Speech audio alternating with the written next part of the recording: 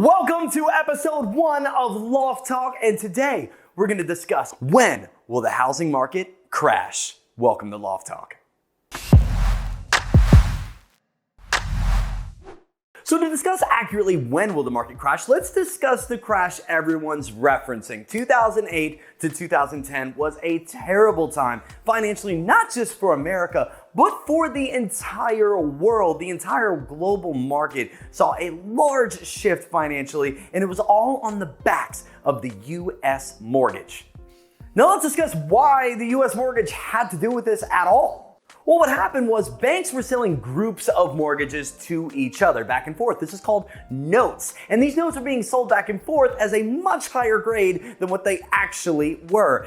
Big thing was you could get a mortgage if you had a heartbeat. Really, credit scores, debt to income, savings, banks hardly looked at it, and it was creating a large influx of people who were barely, if at all, able to afford their mortgage. And one big factor that came with people getting mortgages is the fact that they weren't informed. They were signing documents that were getting them an adjustable rate mortgage. And that adjustable rate mortgage meant that the bank could move their interest rate as they please. And of course, people at first were given really low interest rates to get them excited, get them in the door, get them to sign the dotted line.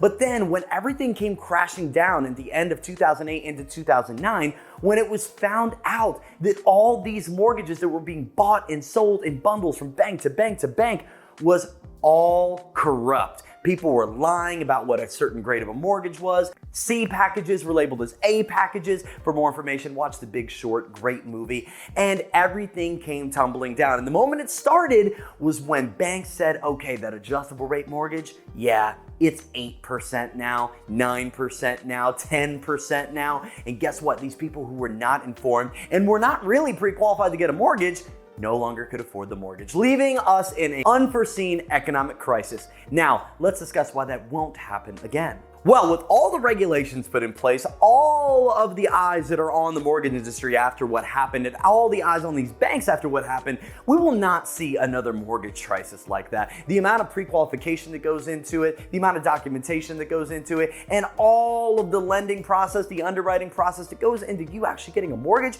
is so much more organized, so much more regulated, and the people that own homes can afford to pay the mortgage on a month-to-month basis, even if there were some tight times, kind of like what we had with COVID. And that brings me to this. People that are owning their homes right now, though times are tough financially, and though homes are tough to find on the market to buy, people can afford their homes. Whether it was forbearance, giving them the ability to add their mortgage to the end of the loan or pay it off later, or simply they were just tight month to month and had to scrounge a little bit to pay the mortgage, people are. And the average person that has a mortgage has more than 20% equity in the home. This was not something that people had back in 2008. In fact, people were using their homes as revolving ATMs and refinancing and taking the money out to buy things, leaving them with 2 to 3, sometimes negative equity when the finish line was hit and the market came crumbling down. That's why there were so many foreclosures. In this scenario, if and when banks were to raise prices, which they can't on their interest rates unless there's a rare adjustable rate mortgage floating out there, or some bigger economic crisis were to happen that forces it to make people not be able to pay their mortgage,